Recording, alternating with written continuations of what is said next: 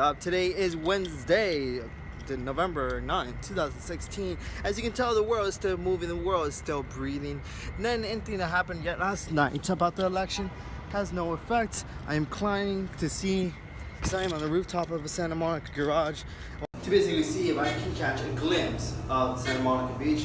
That wasn't the case, but right now we're going to Santa Monica Promenade. I don't know, every week I kind of do this kind of thing, and I like it. I've never been like inside of a car wash like this one. It looks pretty intense. It is pretty intense. Right, so here we are at Get Back at Santa Monica. I went home and edited a video. Before that I was like driving for a bit.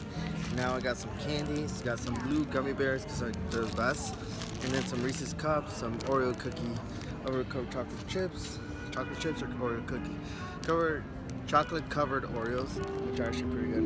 I don't know, I just got a whole set of candies because, you know, it's a pretty awesome day here. Why don't you treat yourself? There's towns out here in Santa Monica, which is actually pretty good. Whoa.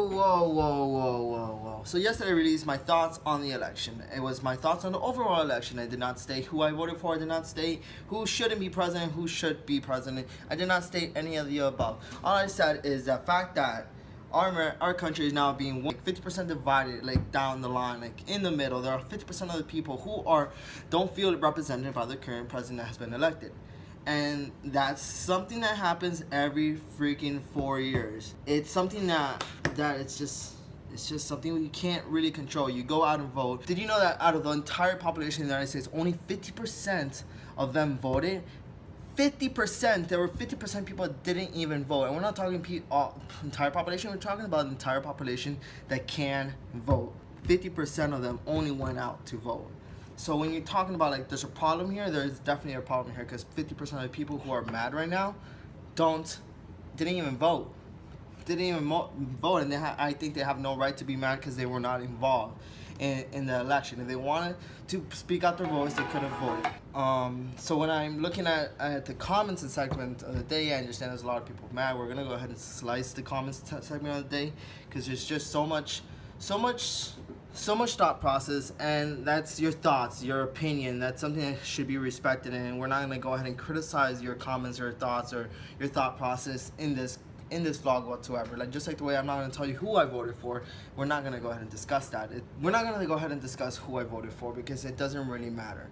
In my mind, things won't change for me for another 80 years. We are at the tail end of the baby boomer generation. That means everybody, basically your grandparents. You try to have an argument with your grandparents, you're not going to win whatsoever. So anything that I want, or anything that I'm concerned of, or anything that should represent my generation will not be in effect to another 80 years.